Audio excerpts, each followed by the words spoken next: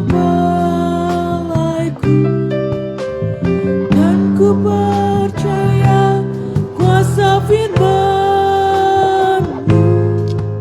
Ada mujizat, ada keajaiban. Kau selalu sanggup membuka jalan. Di saat kulihat tiada jalan lagi, bahkan kuasa-Mu sanggup mengerjakan lebih dari yang dapat kupikirkan. Jika Kau Tuhan membuka pintu, takkan ada yang dapat menutupnya. Tiada perkara yang mustahil, dan ku kan lihat kemuliaan-Mu. Jika Kau Tuhan membuka pintu, takkan ada yang dapat menutupnya. Tiada perkara yang mustahil, dan ku kan lihat kemuliaan-Mu. Dan ku kan lihat kemuliaan-Mu.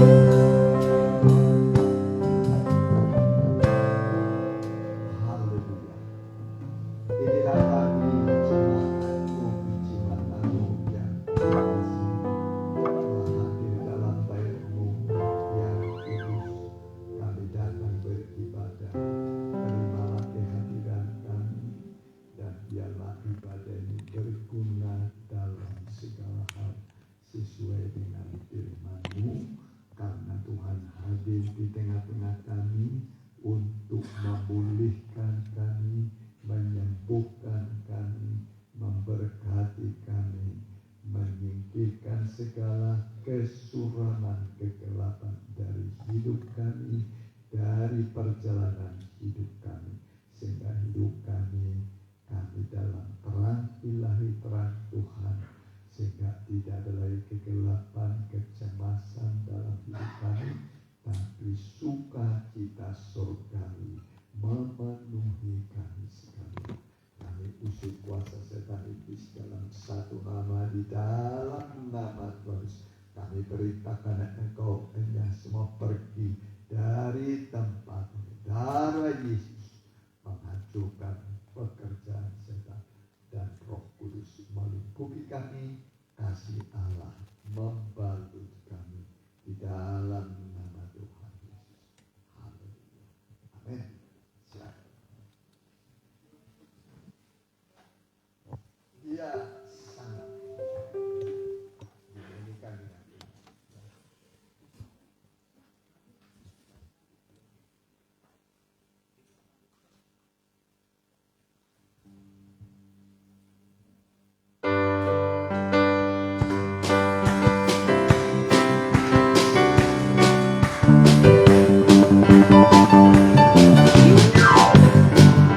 Bagiku, Dia bagiku, Dia Tuhan, Allah penyelamatku.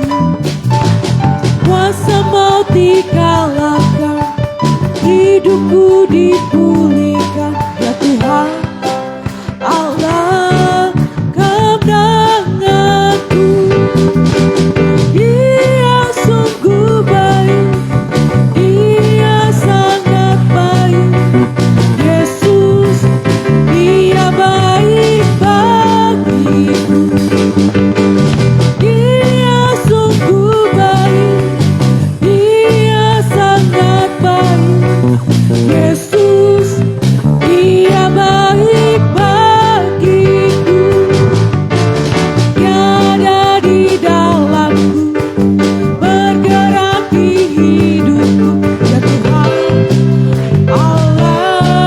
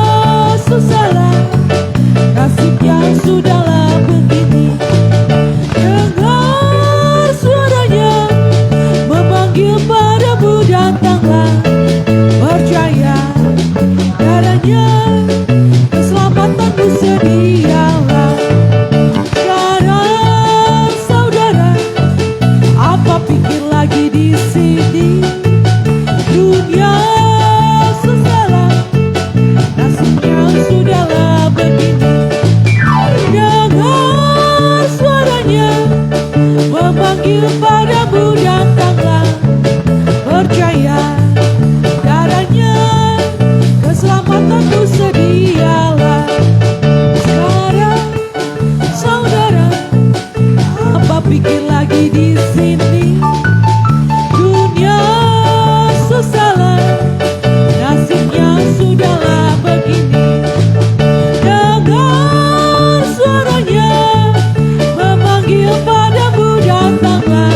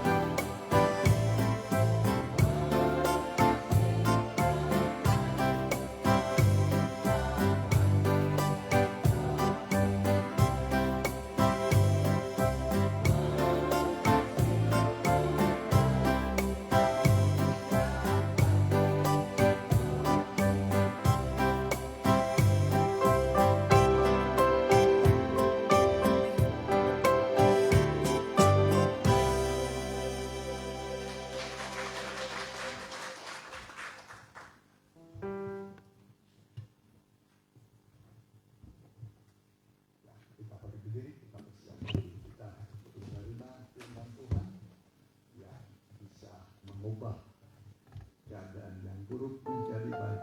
Sebab kalau Allah berfirman semua jadi, kalau Dia memberi perintah semua ada. Tidak ada kegagalan di dalam firman Tuhan.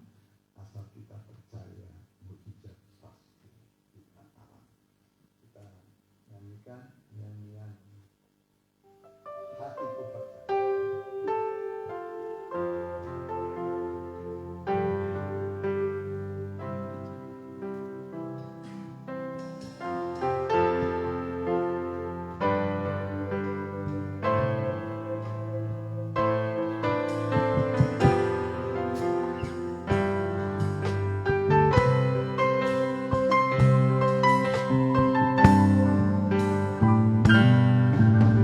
Saat ku tak melihat jalanku, saat ku tak mengerti rencanaku, namun tetap ku pegang janjimu. Pengharapanku hanya padamu.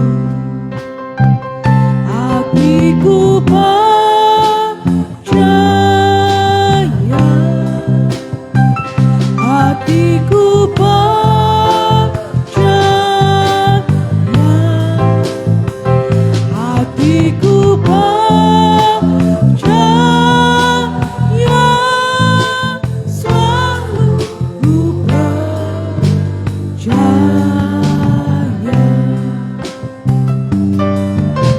Saat ku tak melihat jalanku, saat ku tak mengerti rencanamu, namun tetap ku pegang janjimu. Pengharapanku hanya padamu. Hatiku percaya,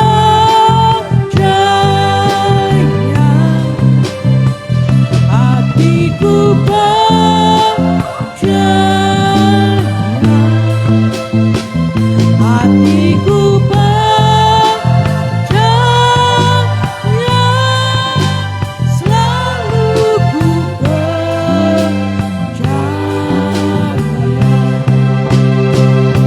Hatiku percaya,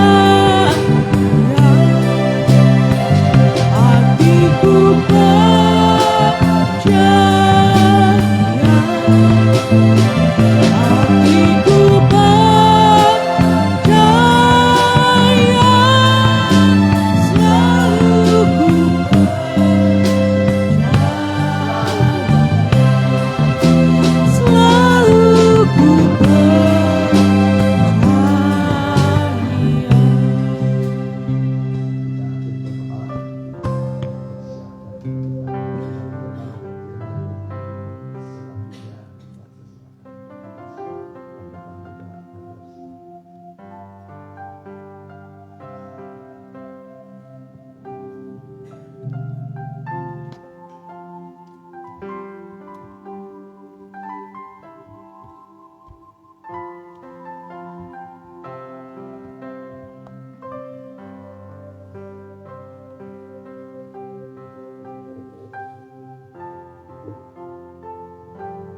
Terima kasih Tuhan, kami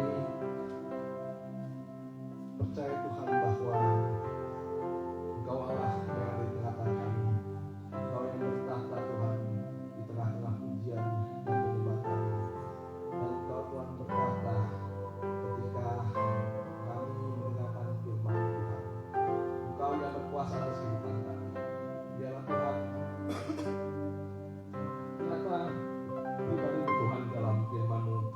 Karena firman-Mu Tuhan yang menjadi kekuatan kami, menjadi pengharapan kami dalam kehidupan ini Tuhan. Untuk melangkah bersama-Mu Tuhan, kami memerlukan Tuhan Roh-Mu yang memberikan pada kami kekuatan. Terima kasih Tuhan, terima kasih. Kuasa jahat yang mau mengganggu hati pikiran kami, kami tolak. Kami mengusir hanya dalam satu nama, itu dalam nama Tuhan Yesus Kristus. Biarlah iblis kuatnya pergi dari tempat ini. Roh Allah saja yang berhak juga di tengah-tengah kami. Terima kasih Tuhan, terima kasih. Hanya di dalam nama-Mu, nama yang ajaib dan besar. Di dalam nama Tuhan Yesus Kristus. Haleluya. Amin. Ya, silakan duduk kembali Bapak Ibu Saudara sekalian. Salam kasih dalam Tuhan. Selamat mendengarkan firman Tuhan. Kita akan mendengar firman Tuhan di dalam kitab Mazmur. Kitab Mazmur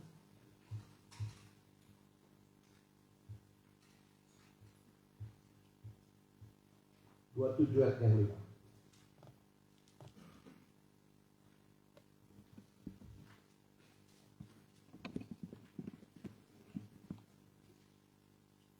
Mazmur pasal 27 ayat yang kelima, demikianlah firman Tuhan. Sebab ia melindungi aku dalam pondoknya, pada waktu bahaya. Ia menyembunyikan aku dalam persembunyian di kemahnya. Ia mengangkat aku ke atas gunung batu.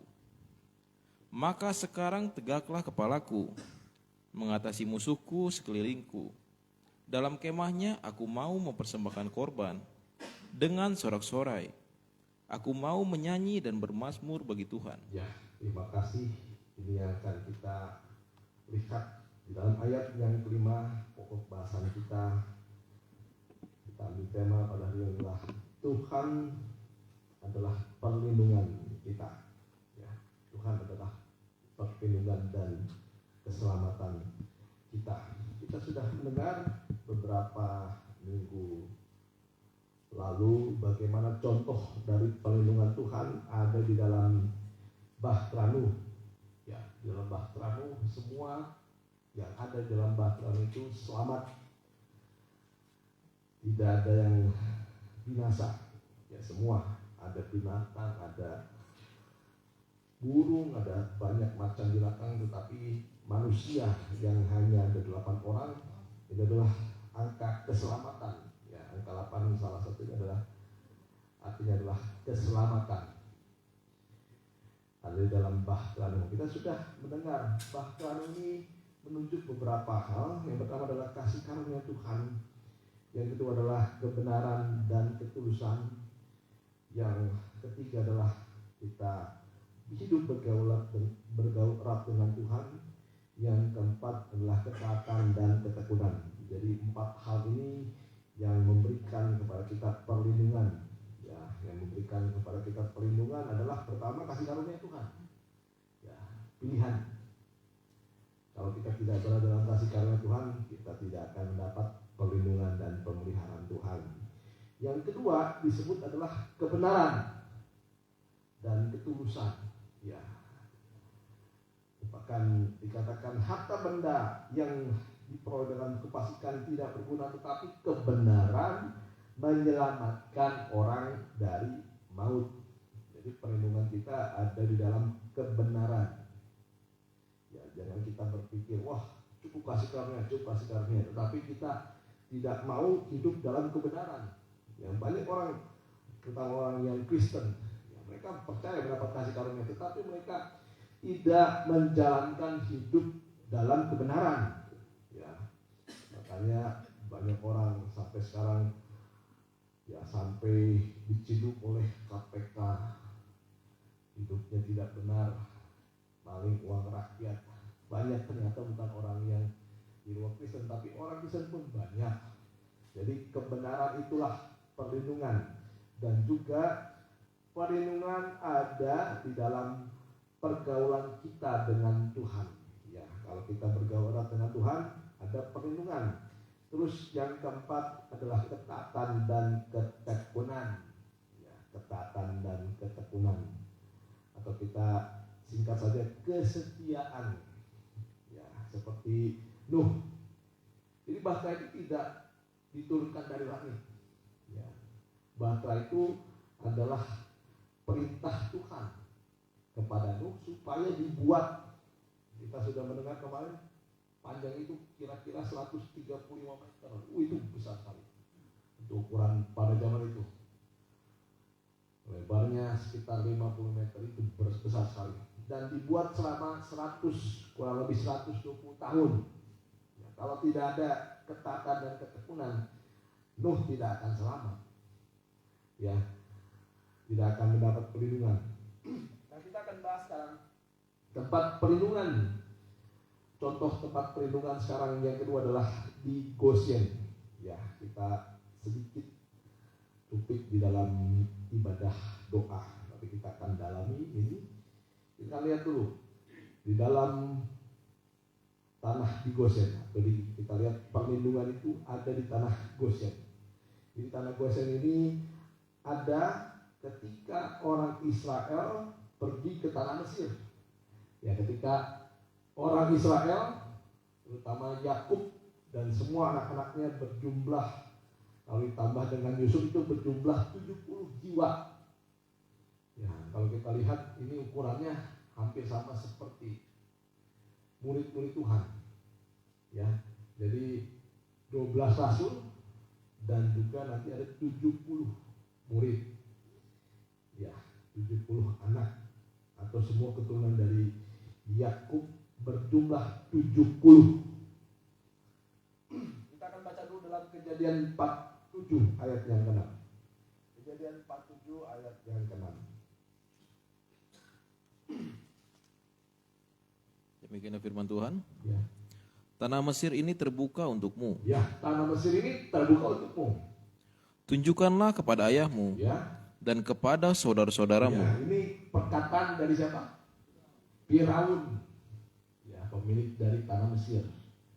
Jadi karena Yusuf ini adalah orang pilihan, ya, orang pilihan Firaun dan orang pilihan Tuhan.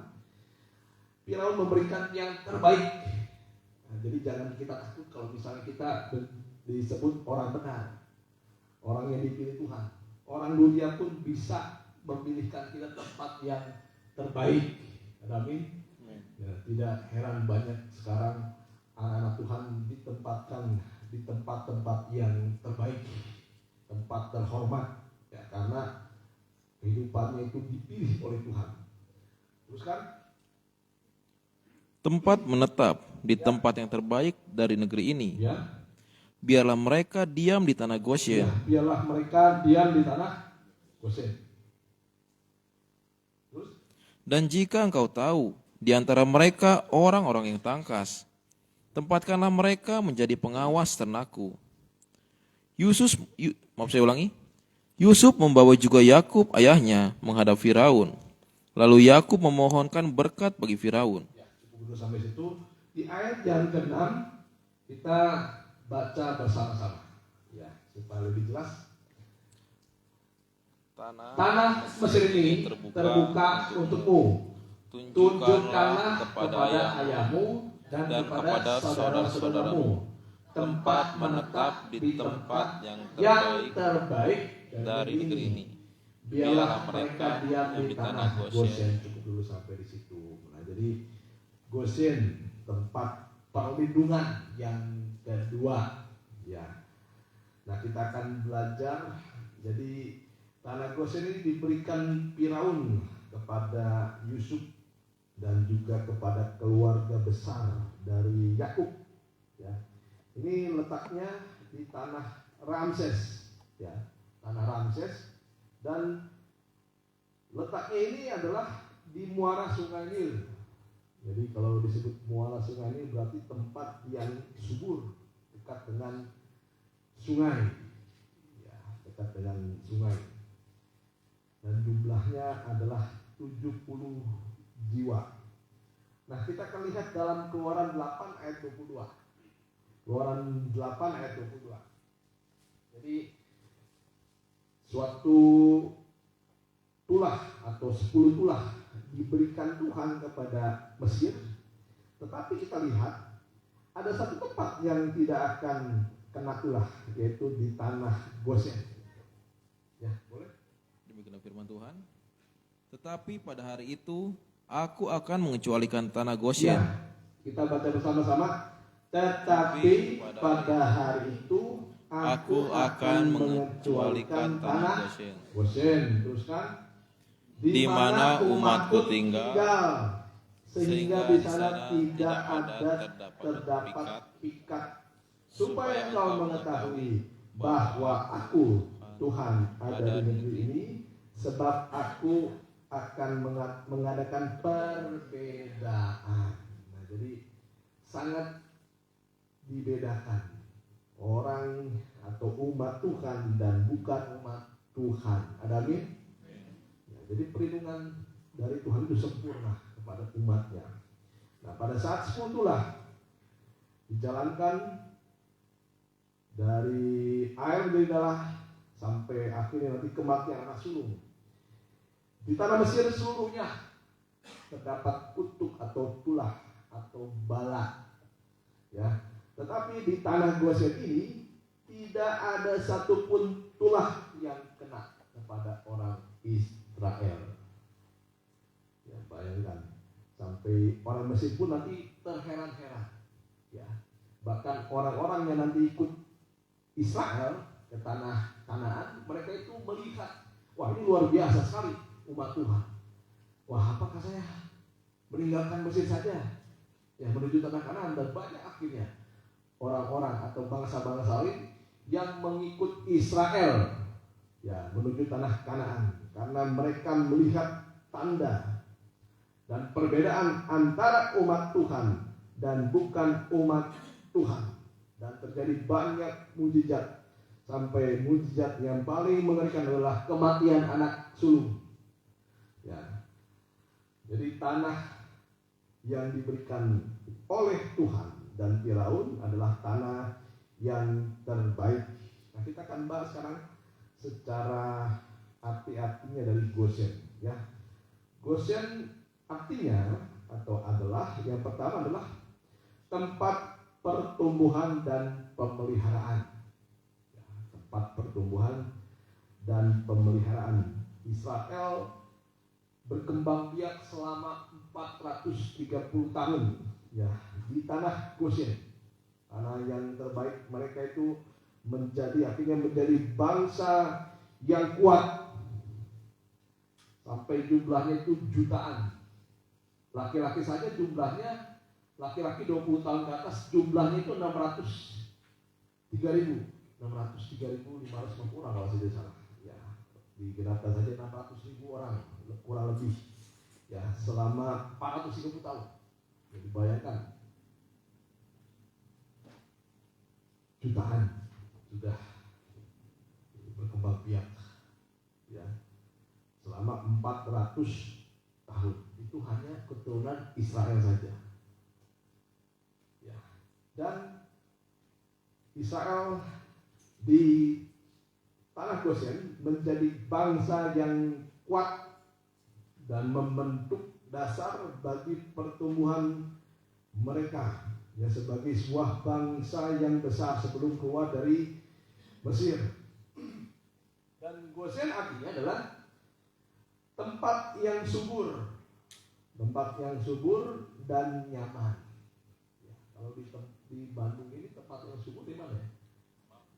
Lembang, Gede, Subang, Cater, daerah siapa? Lembang. Nah, terus banyak tempat-tempat yang subur. Tapi yang paling subur di tanah Mesir pada zaman itu Gosen. Ya, tempat yang subur dan nyaman. Ya, arti nama Gosen juga artinya mendekatkan diri. Ya, mendekatkan diri. Dan Gosen ini tempat yang banyak rumputnya, hijau. Ya, berarti tempat yang sangat cocok bagi gembala atau domba. Ya, domba, kambing atau orang-orang yang menjadi penggembala di situ cocok sekali. Karena semua orang Israel adalah gembala.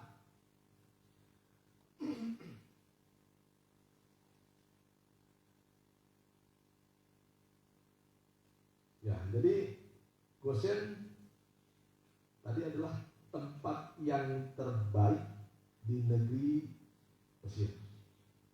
Ya. Saat terjadi kelaparan pun Gosen ini menjadi tanah yang subur. Nah, buktinya semua gembala-gembala Israel itu masih bisa mengembalakan kambing domba. Ya, menunjukkan bahwa tempat itu tempat yang subur walaupun tanah Mesir dalam kekeringan. Ya. Nah sekarang arti rohani adalah Goshen adalah simbol pemeliharaan Tuhan terhadap umatnya. Ya, jadi ini menunjukkan kemampuan Tuhan untuk memenuhi kebutuhan umatnya. Nah, di sini kita punya kebutuhan semua, keperluan. Nah, saya yakin kalau kita dekat dengan Tuhan, kita menjadi orang benar, kebutuhan kita akan Tuhan cukupi. Amin. Ya, baik saya mendapat kesaksian bagaimana hidupnya sendiri atau masih dengan anaknya. Ya, tapi saya mendengar banyak kesaksian. Kok bisa dipelihara ya? Kok bisa Tuhan masih bela? Kok bisa sampai sekarang masih hidup? Nah, itu bukti bahwa pemeliharaan Tuhan hadir di tengah-tengah umatnya. Amin. Ya, saya juga sebagai anak dari hamba Tuhan, saya mengalami banyaknya pasang surut dalam pelayanan. Ya, terutama waktu saya kecil, ingat sekali saya waktu ya belum sekolah itu makanan itu memang nasi dan juga kadang-kadang nasi dikasih garam itu enak loh. Nasi dikasih garam. Nah itu kalau misalnya sudah tidak ada lauknya garam itu nikmat. Kalau mau yang ada kuah dikasih pecin, ya si pecin, garam, air panas, nasi udah itu jadi makanan sehari-hari kadang-kadang. Ya, tapi itu bentuk dari pemeliharaan Tuhan. Tidak dibiarkan anaknya itu kelaparan. Amin. Siapa di sini yang menderita kelaparan? Ya, mungkin kita perlu menyadari bahwa pemeliharaan Tuhan itu tetap ajaib bagi kita. Amin. Nah, jadi Goshen ini yang pertama artinya tempat pertumbuhan dan pemeliharaan. Yang kedua, Goshen adalah tempat perlindungan. Goshen adalah tempat perlindungan. Jadi Goshen ini berfungsi sebagai tempat perlindungan bagi umat Israel. Kalau pada saat itulah orang Israel tidak kembali ke rumah, dia akan kena ulah.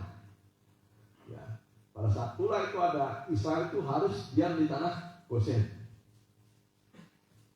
Ya, jadi untuk terhindar dari sebab semua ya malapetaka, Israel harus tinggal di Goshen, ya. Bahkan disebut kembali ke rumah. Yang paling sederhana kita. Ya, jadi dalam perlindungan itu ada di dalam rumah tangga, rumah tangga. Jadi kalau ada masalah kembalilah ke rumah tangga. Ya, bukan saja berbentuk rumah, tetapi kita lihat apa yang ada dalam, siapa yang ada di dalam rumah itu. Ya.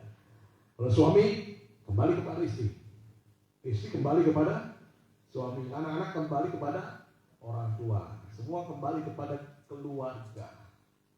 Ya. Jadi tempat perlindungan ada di tanah Goshen. Ya. Jadi Goshen adalah satu-satunya tempat yang tidak mengalami 10 tulah. Dan tempat ini benar-benar dibedakan dan dipisahkan dari tanah Mesir sehingga tidak mengalami 10 tulah. Jadi tempat perlindungan atau tempat keterpisahan. Ya, tempat keterpisahan.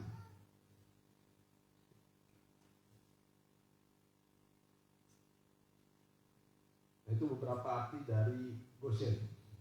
Ya, tetapi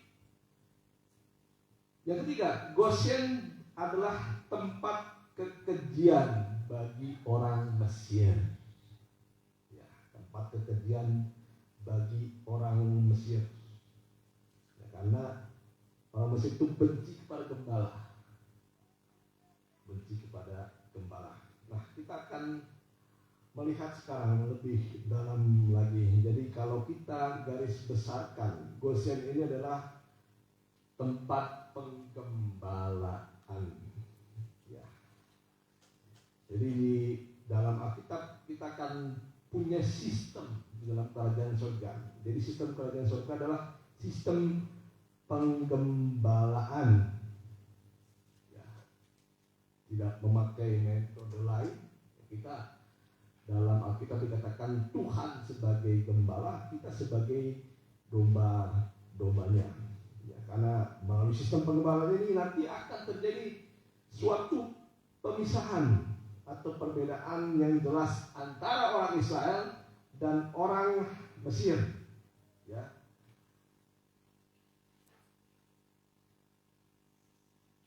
Dan ketika ada perbedaan, terutama ketika Tuhan menghukum, ya, status orang Israel pada zaman itu adalah seorang atau sebagai hamba, Mesir sebagai tuan. Tetapi keadaan dari tanah Mesir atau bangsa Mesir itu sangat hancur, porak-poranda. Boleh kita lihat dulu beberapa tulah. Ya, dan ini juga menghukum Allah dari Mesir. Ya. Keluaran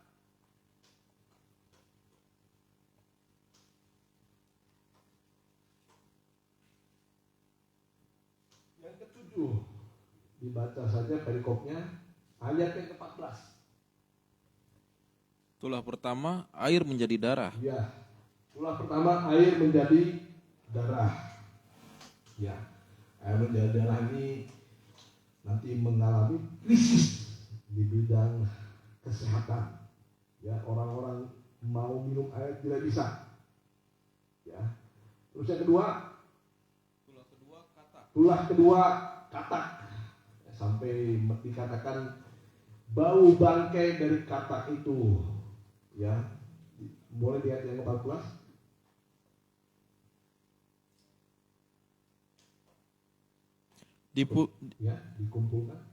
Dikumpulkannya lah orang-orang bangkai-bangkainya bertumpuk-tumpuk. Ya, dikumpulkan oranglah bangkai-bangkainya bertumpuk-tumpuk. Sehingga tanah itu berbau busuk. Ya, berbau busuk. Ketidaknyamanan. Ya, jadi sudah tidak bisa minum, ya, berbau busuk. Tulah ketiga nyamuk. Ya, tulah ketiga nyamuk. Tulah keempat lalat pikat. Ya, tulah keempat lalat pikat. Tulah kelima penyakit sampar pada ternak. Ya, ini sudah menghancurkan harta, ya, harta dari orang Mesir. Penyakit sampar pada ternak. Beberapa bulan atau beberapa tahun lalu kita di Indonesia, terutama di Pulau Jawa, ternak itu ada virus apa virusnya? Antraks contohnya. Tapi di Jawa di hidung gitu.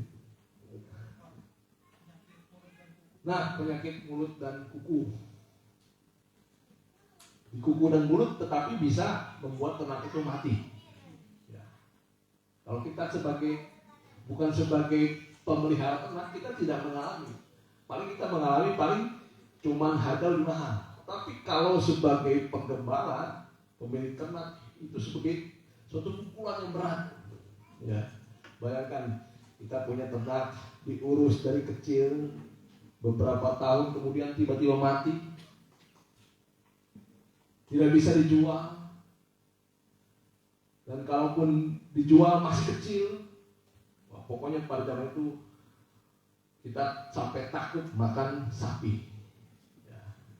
Apalagi sudah menyangkut kalau ada yang B2 itu, kita B2. Yang bukan di B2, dulu pernah ya, di Sumatera, babi itu mati secara misterius, ya, ada penyakit virus lah seperti itu. Sampai harga B2 itu mahal, ya. Belum babi, ayam. Nah, kita sebagai orang awam tidak mengerti bagaimana sulitnya.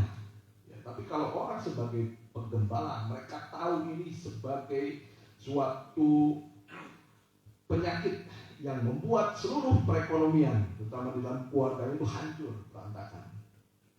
Nah, yang tulah keenam? Tulah keenam, barah. Ya, tulah keenam, barah. Ya. Ini penyakit kulit yang mengerikan. Ya. Tulah ketujuh. Tulah ketujuh, hujan Ya, es. ini merusak semua tanaman, semua yang ada di luar rumah rusak. Ya, bahkan kalau orang itu keluar rumah, dia akan hancur oleh hujan es. Yang ke-10? Tulah ke-8.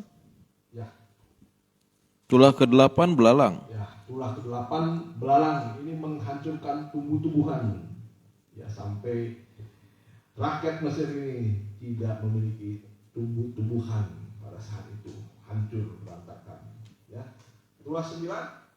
Tulah ke-9, gelap gulita. Gelap gulita selama 3 hari tidak ada orang yang mau keluar rumah. Dan yang 10, Tulah ke-10, diberitahukan. ya, dalam pasal yang ke-13, pasal yang ayat pasal 12 ayat yang ke-29. Tulah ke-10, anak sulung mati. Tulah ke-10, anak sulung mati. Nah, jadi kita lihat di sini, kalau kita bisa gambarkan keadaan Mesir, itu porak-poranda, hancur sehancur-hancurnya, penderitaan, kelaparan, ya, sakit penyakit, bahkan kemiskinan, kegelapan, bahkan yang paling mengerikan nanti sampai tangisan air mata. Ketika anak sulung mati, seluruh tanah Mesir ada tangisan. Tetapi di Goshen tidak ada satupun. Ini menunjukkan bagaimana umat Tuhan itu dijaga, dibela. Bahkan dikatakan sampai seperti kita seperti biji matanya Tuhan. Ya, amin. Oleh sebab itu kita tidak perlu takut dalam banyak hal yang ada di dunia ini. Yang perlu kita sekarang perhatikan bagaimana kita tetap ada di dalam penggembalaan. Nah, kita lihat sini bagaimana cara kita mendapat perlindungan di Goshen. Ya. Bagaimana cara kita mendapat perlindungan di Goshen? Yang pertama adalah kita tekun di dalam penggembalaan. Dan setia di dalam penggembalaan. Nah, kalau disebut penggembalaan berarti berbicara mengenai hubungan antara domba dan gembala. Ya, hubungan antara domba dan gembala, di mana domba ini punya karakter. Dia mengenal suara gembala. Boleh kita baca dulu dalam Yohanes 10 ayat yang ke-27.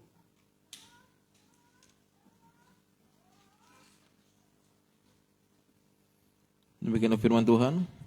Domba-dombaku mendengarkan suaraku, Ya. dan aku mengenal mereka, Ya, dan mereka mengikut aku. ya. Nah, jadi domba-domba itu punya karakter yang berbeda dengan binatang peliharaan lain.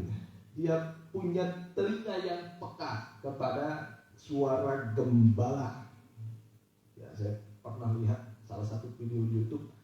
Jadi ada kawanan domba, banyak orang yang mencoba-coba, ya, memanggil.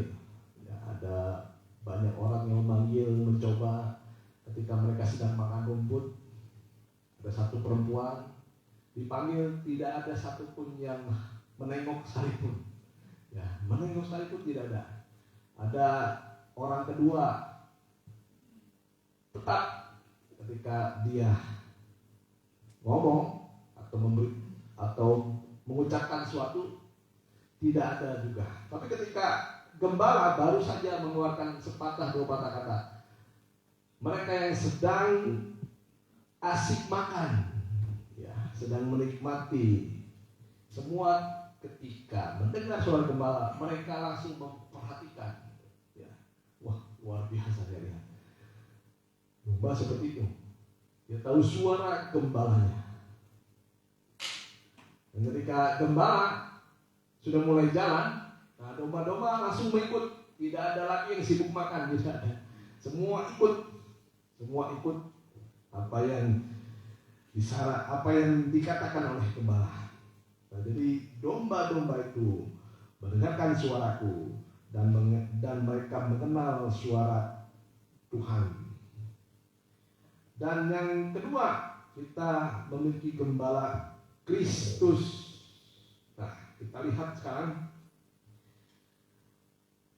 contoh dari Israel. Israel punya satu gembala. Siapa gembalanya? Musa. Nah, Musa sebelum dipilih oleh Tuhan, Musa ini disiapkan dulu sebagai seorang gembala. Jadi ketika Musa menjadi anaknya Firaun, Musa baru melayani 2 orang saja sudah gagal. Ya, Musa baru melayani 2 orang sudah gagal. Ya, ada orang Mesir dan juga orang Israel. Ya, orang Israel ini sedang istilahnya dikerja paksa lah, bekerja paksa. Musa melihat dibunuhlah orang Mesir. Nah, keesokan harinya ada 2 orang Israel. Duanya ini sedang berselisih. Musa pada saat itu ingin menjadi hakim atau penengah. Ya, tetapi 2 orang ini mereka membantah Musa. Siapakah engkau? Bukankah engkau yang kemarin yang membunuh orang Mesir? Nah, akhirnya Musa ini takut, akhirnya melarikan diri ke tanah Midian. Nah, di tanah Midian Musa ini hidup selama 40 tahun. Selama berapa tahun? 40 tahun. Jadi 3 fase kehidupan Musa. Yang pertama di Mesir dengan ilmu Mesir tidak dipakai oleh Tuhan. Tetapi di Midian 40 tahun kerjanya hanya menggembalakan kambing domba. Dan bukan miliknya, milik mertuanya. Ya, milik mertuanya gitu. Dan akhirnya ketika 40 tahun genap, ya kurang lebih 40 tahun, lalu 40 tahun barulah Tuhan pilih Musa. Karena Musa ini sudah dipersiapkan Tuhan sebagai gembala. Nah, kita lihat kalau Musa menjadi gembala. Kita baca dalam Keluaran 30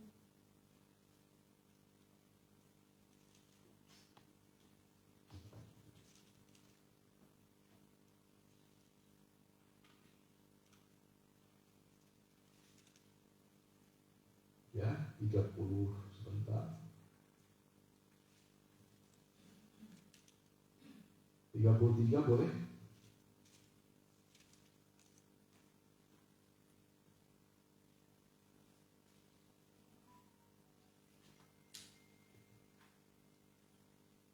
Boleh ayat yang 15 dulu. Keluaran 33 ayat ke-15, demikian firman Tuhan. Berkatalah Musa kepadanya, jika engkau sendiri tidak membimbing kami, janganlah suruh kami berangkat dari sini. Dari manakah gerangan akan diketahui bahwa aku telah mendapat kasih karunia di hadapanmu, yakni aku dengan umatmu ini? Bukankah karena engkau berjalan bersama-sama dengan kami, sehingga aku dengan umatmu ini dibedakan dari segala bangsa-bangsa yang ada di muka bumi ini? Ditambah dalam Keluaran 32 ayat 32. Ayat 32. Tetapi sekarang kiranya engkau mengampuni dosa mereka ini. Ya. Dan jika tidak, Ya. hapuskanlah kiranya namaku dari dalam kitab yang telah kau tulis. Ya, ini bukti dari pertanggungjawaban Musa. Dia rela kehilangan nyawanya. Ya, bahkan dikatakan di sini lebih baik mereka diampuni dan saya dihapuskan namanya dalam kitab kehidupan. Ya, tapi ayat 33. Tetapi Tuhan berfirman kepada Musa, Ya, siapa yang berdosa kepadaku? Nama orang itulah yang akan kuhapuskan dalam kitabku. nah jadi kalau kita memiliki gembala seperti Musa, gambarannya adalah seperti Musa, nah kita sekarang memiliki gembala, itu Kristus Tuhan yang bertanggung jawab sepenuhnya. Yang bahkan dikatakan nyawa pun Tuhan rela memberikan untuk domba-dombanya. Jadi gembala yang baik memberi nyawa bagi domba-dombanya. Dalam Yohanes 10 ayat yang 11. Yohanes 10 ayat yang 11. Demikianlah firman Tuhan. Ya. Akulah gembala yang baik. Akulah gembala yang baik. Gembala yang baik memberikan nyawanya bagi domba-dombanya. Teruskan. Sedangkan seorang upahan yang bukan gembala dan yang bukan pemilik domba-domba itu sendiri, ketika melihat serigala datang, Ya. meninggalkan domba itu lalu lari. Ya. Sehingga serigala itu menerkam dan mencerai-beraikan domba-domba itu. Nah, alangkah bahayanya kalau kita punya gembala di sini, gembala upahan. Ya, gembala upahan. Itu sangat mengerikan sekali. Ya, kalau kita punya gembala upahan. Terus kan? Ia lari karena ia seorang upahan dan tidak memperhatikan domba-domba itu. Ya. Akulah gembala yang baik, dan aku mengenal domba-dombaku, dan domba-dombaku mengenal aku. Ya, jadi dalam dunia ini Tuhan juga memberikan gembala kecil. Ya, kalau di dunia waktu zaman Israel, Tuhan berikan Musa sebagai gembala bagi kaum Israel. Nah, di dunia ini ada namanya gembala kecil atau gembala manusia. Nah, tugas utama dari seorang gembala adalah memberi makan domba-dombanya. Ya. Nah, sekarang tugas dari seorang gembala banyak sudah mulai dihilangkan, terutama di dalam tata cara ibadah zaman sekarang. Ya. Sekarang gembala kadang-kadang bisa berkhotbah itu 2 bulan sekali, sebulan sekali, bahkan cukup upah orang-orang yang pandai berkhotbah. Ya, sekarang sudah mulai bukan gembala yang berikan makan, ya. Yang memberi makan adalah gembala upahan. Nah, sekarang pengembalaan sudah banyak digeserkan dengan sistem perusahaan. Ya, perusahaan atau aktivitasnya untuk mencari keuntungan semata-mata, mencari massa. Kalau sudah mencari massa, mencari keuntungan. Maka saya mendengar kalau ada suatu acara, nanti kalau kita buat acara, kita cari sponsor. Ya, cari sponsor. Bayangkan kalau kerajaan surga disponsori oleh dunia. Harusnya kita itu disponsori oleh kerajaan surga. Nah, saya melihat cara pengembalaan ini berbeda sekali. Ya, saya diajar dan dididik Tuhan itu di dalam penggembalaan melalui sistem tabernakel. Nah, saya melihat itu kalau misalnya kita buat KKN, ya, kita buat KKN di Malang dimanapun saja, itu bisa sekali KKN itu bisa 400 sampai 500 juta sampai terakhir itu 600 juta. Ya, bayangkan siapa yang mau danai kalau tanpa sponsor. Dan sekarang kan orang sudah sibuk cari sponsor ke perusahaan-perusahaan. Nanti kalau misalnya pakai buku, nanti ditimpa di paling depan. Itu sistem dunia. Ya, sistem dunia mencari keuntungan. Nah, kita harus jeli, harus mengetahui itu bukan sistem kerajaan surga. Ya, karena saya sudah lihat sendiri, belajar dan juga benar-benar Kalau sistem kerajaan surga itu ketika kita buat KKR, ya, tidak ada satupun orang yang diminta dana. Bayangkan dari ribuan orang, satu orang pun tidak diminta. Tetapi Tuhan benar-benar mencukupi, bahkan sampai surplus. Tidak pernah kita mendengar minus. Ya, karena keuangan itu sudah dipertanggungjawabkan supaya kita tahu bahwa Tuhan itu bekerja. Ya, dari hal keuangan saja sekarang sudah mulai orang itu panik. Siapa yang mau mendanai? Dan lain-lainnya. Ya. Di dalam sistem kerajaan surga, jangan seperti sistem dunia yang mencari aktivitas seperti dunia marketing, pasar dan lain-lainnya. Ya. Nah sekarang juga bagaimana seorang pelayan itu yang penting hebat. Ya, yang penting hebat.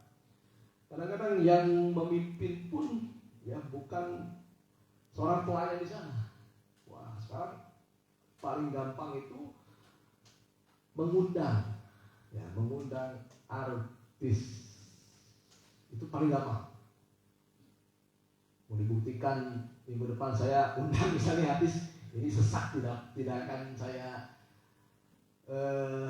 kalau tidak dibuka itu tidak akan masuk semuanya, pasti. Ya, tenang. Nah, sekarang ada artis rohani, tidak dilarang sebenarnya. Tetapi kalau tujuan utamanya hanya untuk melihat, ya artis saja sangat disayangkan. Dan juga sekarang berkhotbah itu bukan memakai tahbisan yang benar. Ya, saya melihat juga sudah tahu saya ini orangnya kawin cerai. Ya, kawin cerai masih dipakai. Ya, masih dipakai. Yang menipu. Tapi yang kawin cerai ini yang berbahaya sekali. Ya, berbahaya. Ya. Nah, jadi kita harus perhatikan. Jadi ciri gereja seperti pasar ini mencari keuntungan, menang atas massa, menghilangkan tahbisan yang benar di dalam pelayanan. Ya, bahkan yang kawin cerai pun boleh berkhotbah. Nah, jadi hati-hati. Kita seringkali tertarik dengan hal-hal yang semacam itu. Nah, kita lihat sekarang salah satu aktivitas Gembala Agung dalam Yohanes 10 ayat yang 3. Ya, Yohanes 10 ayat yang 3. Untuk dia penjaga membuka pintu. Ya, untuk dia penjaga membuka pintu.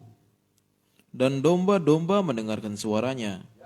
Dan ia memanggil domba-dombanya, masing-masing menurut namanya, dan menuntunnya keluar. Iya, nah kita fokus dari sini. Salah satu aktivitas dari Gembala Agung dan penggembalaan memanggil domba-domba menurut namanya.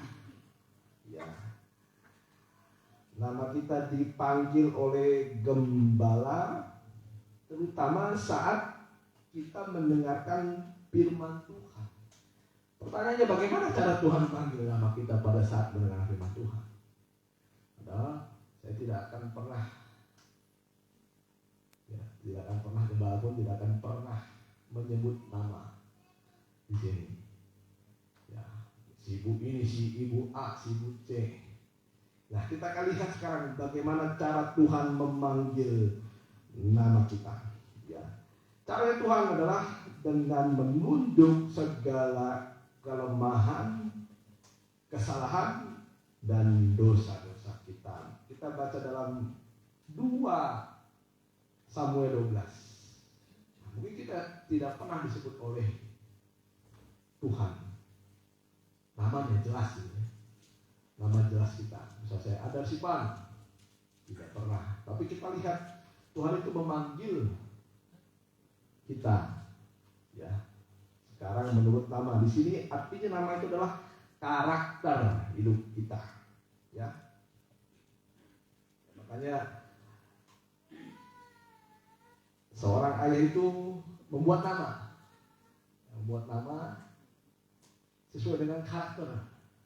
Ya. Ada nama asli, ada nama sesuai karakter. Ini si pemalas ini. Ini si rajin. Nah kita lihat Daud ketika dipanggil oleh Tuhan dengan namanya. Terus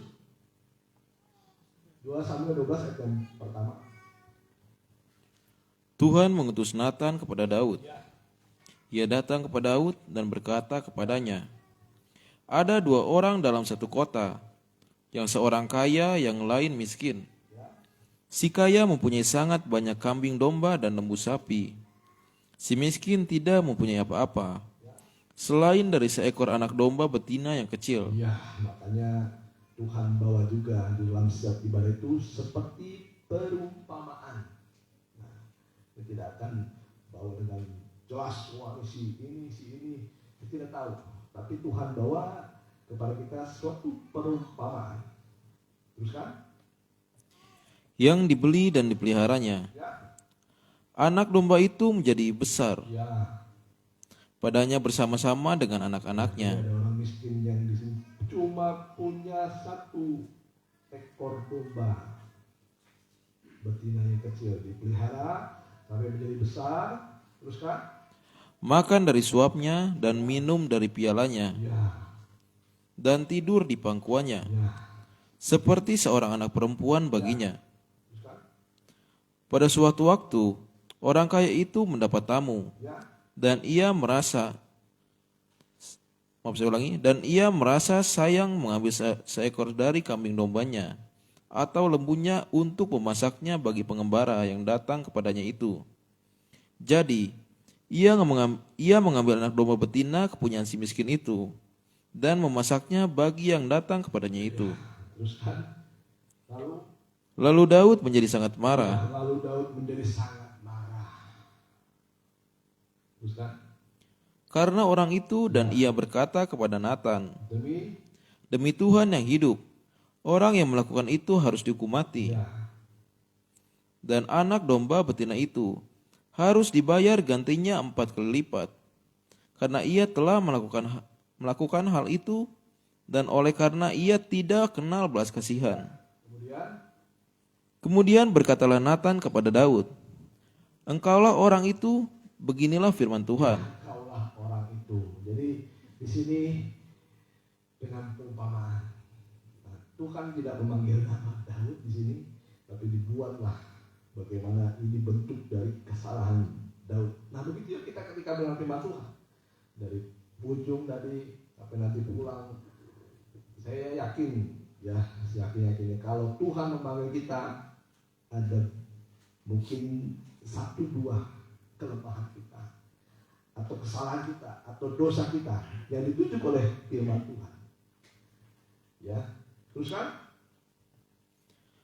Akulah yang mengurapi engkau menjadi raja atas Israel, dan akulah yang melepas engkau dari tangan Saul. Telah kuberikan isi rumah ketuanmu kepadamu, Kuberikan semuanya kepadamu, terus kan? dan istri tuan-tuanmu ke dalam pangkuanmu. Aku telah memberikan kepadamu kaum Israel dan Yehuda, dan seandainya itu belum cukup, tentu kutambah lagi ini dan itu kepadamu.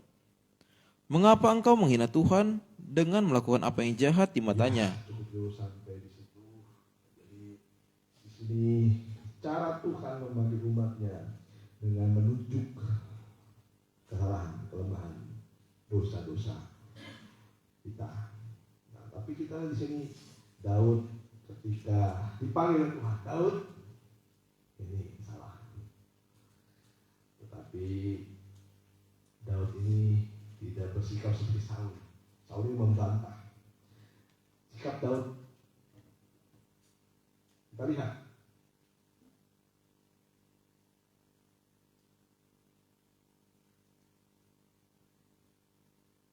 Ayat 13. Ini yang ingin Tuhan lihat ketika kita dipanggil oleh Tuhan. Lalu berkatalah Daud kepada Nathan, aku sudah berdosa kepada Tuhan. Aku sudah berdosa kepada Dan Nathan berkata kepada Daud, Tuhan telah menjauhkan dosamu itu, engkau tidak akan mati. Kalau misalnya kita mengaku dosa, kita tidak akan mengalami kematian. Jadi ada dosa yang mendatangkan maut, ada dosa yang tidak mendatangkan maut. Dosa yang mendatangkan maut adalah dosa yang tidak diakui. Dosa yang tidak mendatangkan maut adalah dosa yang diakui. Amin. Makanya ketika Tuhan panggil nama kita, tidak secara langsung eksplisit, tetapi Tuhan berikan ini karakter kamu, karakter kita. Nah, jangan seperti Yudas. Ya, kita lihat Yudas.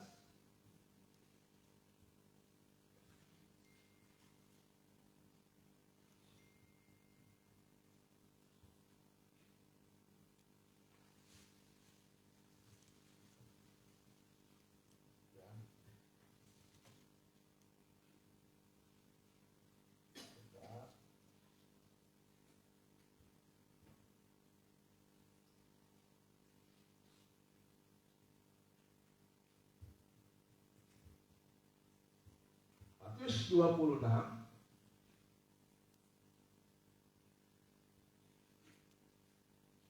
ayat 21. Ya, Matius 26 ayat 21.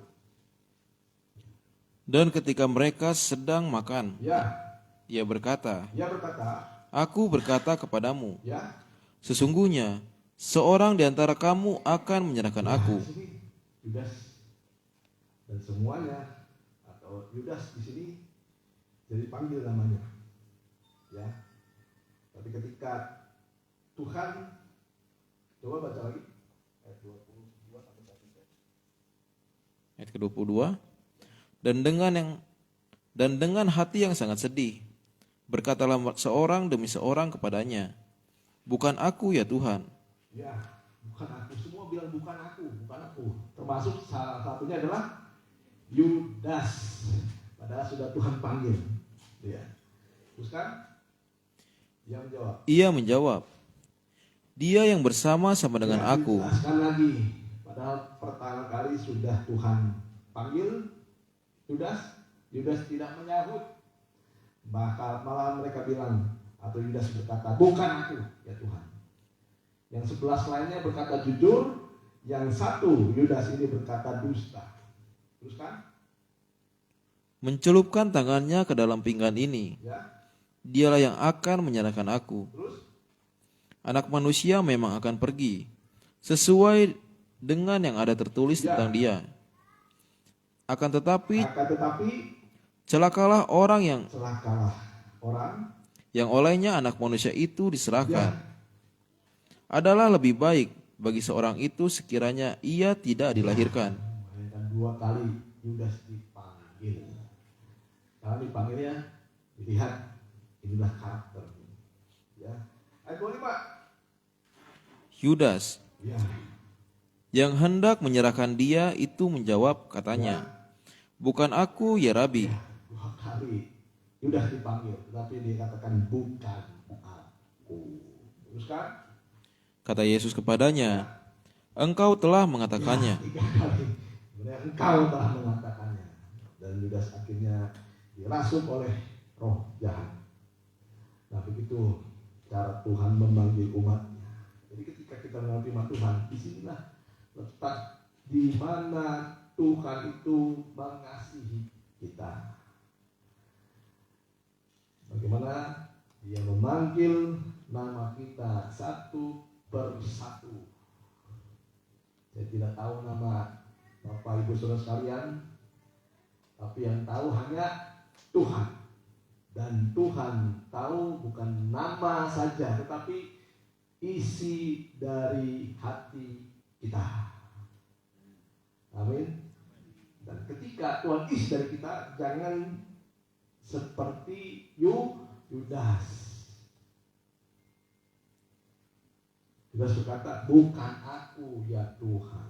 Kalau Daud tadi, itu engkau. Ya ampunilah dosaku.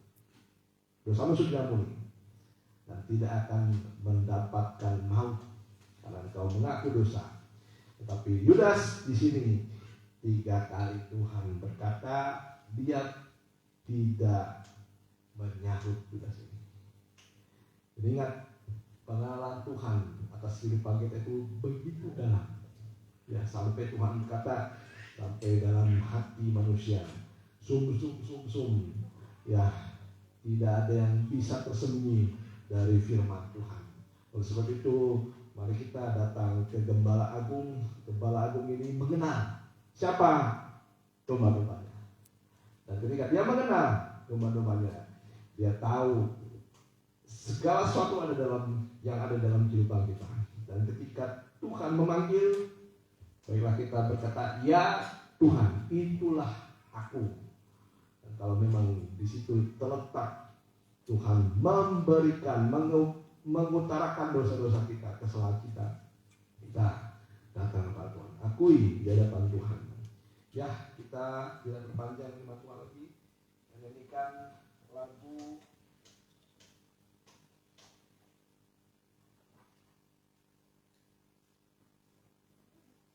Hanya Engkau pribadi yang mengenal hatiku, tiada yang tersembunyi bagimu. Seperti rusa yang haus, sedang dapat gembala berada.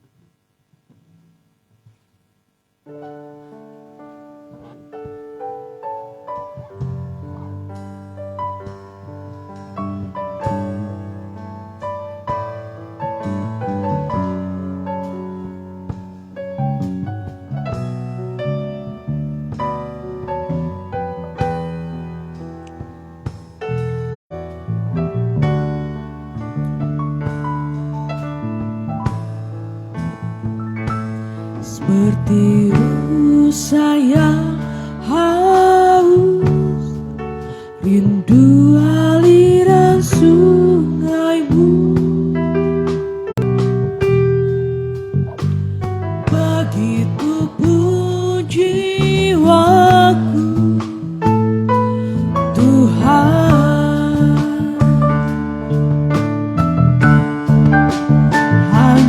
Hanya Engkau pribadi yang mengenal hatiku. Tiada yang Kau tahu dan bawaku untuk lebih dekat, pribadi yang mengenal hatiku. Tiada yang tersembunyi bagimu. Seluruh isi hatiku Kau tahu dan bawaku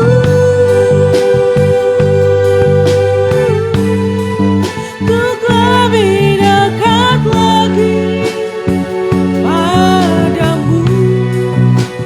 Tinggal dalam indahnya dekapan kasih-Mu.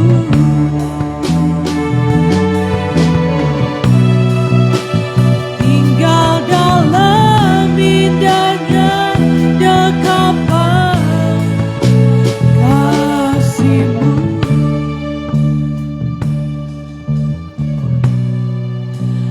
Tinggal dalam indahnya dekapan kasih-Mu.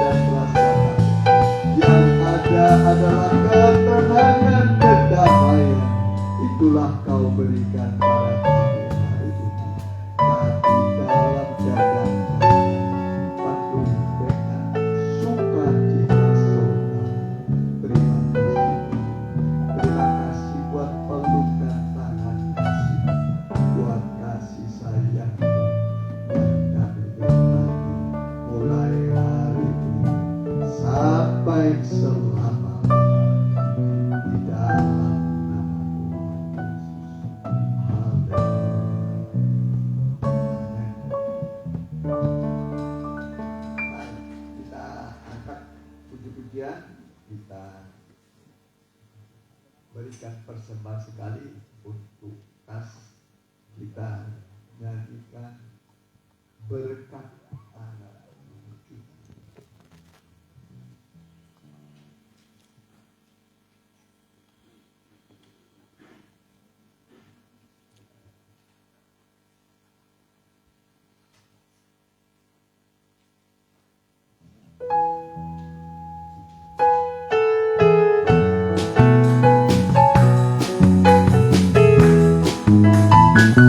Begitu besar kasih Allah pada kita,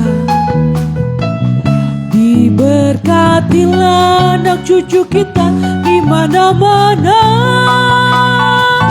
Tuhan mengubah miskin dan menjadikan kaya. Dia merendahkan dan meninggikan juga. Berbahagialah bagi orang yang percaya, anak cucunya pasti tidak akan meminta-minta, karena menggenapi firman-Nya. Tiada yang mustahil bagi orang percaya. Begitu besar kasih Allah pada kita, diberkatilah anak cucu kita di mana-mana. Tuhan mengubah miskin dan menjadikan kaya. Dia merendahkan dan meninggikan juga.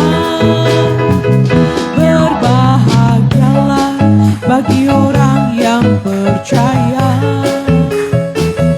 anak cucunya pasti tidak akan meminta-minta,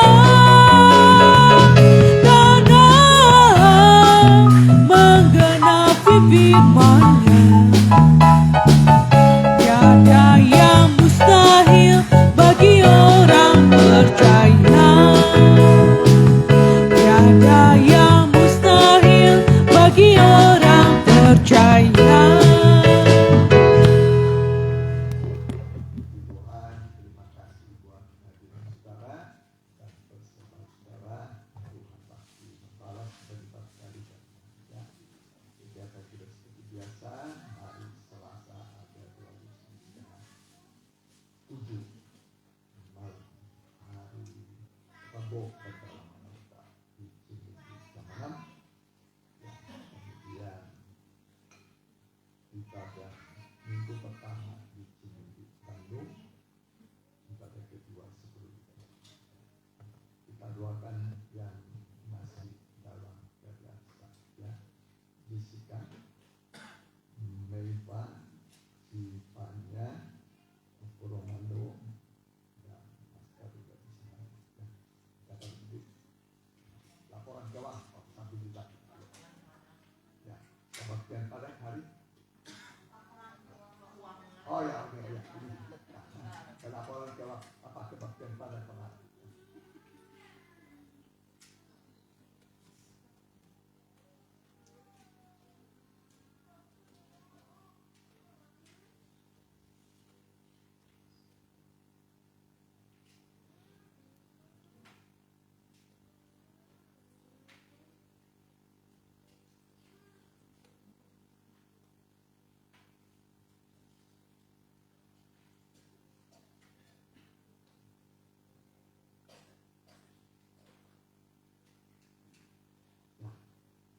Dapat itu.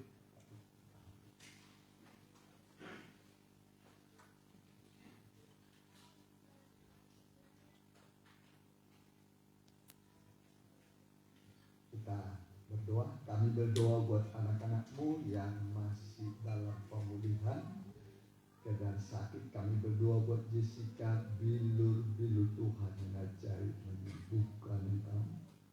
Meiva juga, bilur-bilur Tuhan yang ajaib menyembuhkan engkau. Sepanya juga, bilur-bilur Tuhan yang ajaib menyembuhkan engkau. Romando juga, bilur bilur Tuhan yang ajaib menyembuhkan engkau dan yang mengikuti secara online baik langsung dan tunda. Bilur Tuhan yang ajaib menyembuhkan engkau. Aktivitas anak-anakmu minggu ini, baik yang bekerja, yang berusaha, aktivitas mereka yang masih belajar, Tuhan tolong buatlah mereka berhasil, dan bersama Tuhan kami pasti berhasil dan dapat melakukan pekerjaan-pekerjaan yang besar. Bersama Tuhan kami akan melihat semua menjadi indah di dalam Tuhan. Kami berdoa pemerintahan yang ada sekarang di Indonesia, dari pemerintahan Pak Prabowo Presiden, Pak Prabowo Gibran, seluruh gubernur di Indonesia, bupati, wali kota, muspika kecamatan, kepala desa, dan lurah. Tuhan berkati Pak RW, Pak RT seluruh Indonesia, TNI Polri sebagai alat untuk keamanan negara kami. Tuhan pimpin, Tuhan tolong para panglima, Kapolri juga. Tuhan tolong semua para prajurit. Nama Tuhan dimuliakan. Biarlah bangsa kami bertumbuh kepada masyarakat yang rukun dan damai, sejahtera. Jemaatmu juga hidup bersama dengan Tuhan. Kami menikmati kasih sayang-Mu, pemulihan akan terjadi pada kami. Terimalah berkat di dalam nama Bapa, Anak, dan Roh Kudus, dalam